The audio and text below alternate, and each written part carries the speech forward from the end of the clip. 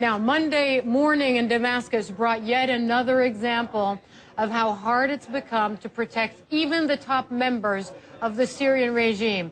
A car bomb exploded near the convoy of Prime Minister Wael al-Halki. He was not hurt, according to Syrian state television, but Syrian activists say 6 people were killed, including his bodyguard. This is video of the aftermath. It's in the Meze neighborhood of Aftermath.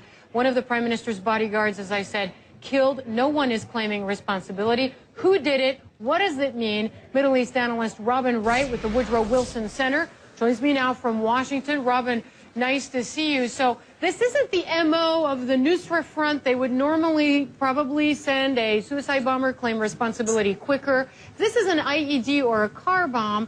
If it's a non-Islamist sort of rebel brigade, what does that say about where the conflict is going? Well, the conflict over the last 9 months has increasingly made it difficult for the Damascus government to operate. One of the interesting things is about the location of the bomb today, which is close to the square of security. It's closer in. So much of the fighting we've seen over the past year has really been on the outskirts.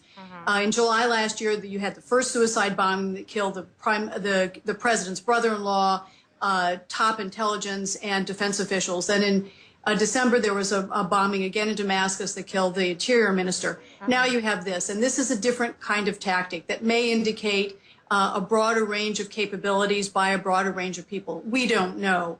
But the fact is it's increasingly putting pressure on the regime and may make other Syrian officials rethink their futures. After all, the prime minister who was the target today is a replacement for a prime minister who last August defected to Jordan.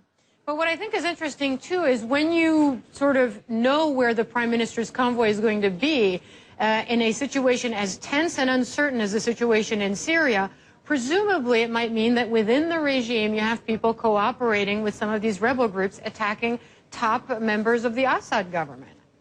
Absolutely. It's clear that the people who are responsible for these attacks do know where the very top leadership is going to be on any given day. And you know that there will be a change in daily travel patterns and the kind of precautionary measures that particularly autocratic regimes like this will take to try to protect its top officials. So this indicates yet again the tightening noose, but it is also at the same time not going to be easy for the rebels simply to win or to defeat this regime through IED or suicide bombings in Damascus. It would take many more than there have been in the last 9 months to try to make a difference. So what does this achieve for the rebels and those who oppose the Assad regime?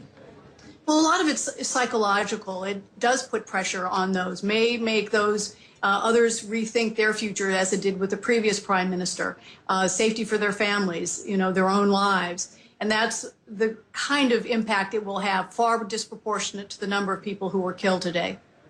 Robin Wright, as always, thanks so much for your analysis there on this breaking news story out of Syria.